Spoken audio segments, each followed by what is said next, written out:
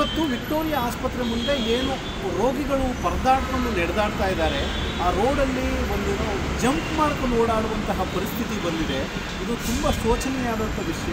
ಯಾಕೆಂದರೆ ಮಾನವ ಹಕ್ಕುಗಳಲ್ಲಿ ಮೂಲಭೂತ ಸೌಕರ್ಯಗಳು ಅದು ತುಂಬ ಇಂಪಾರ್ಟೆಂಟ್ ಆಗುತ್ತೆ.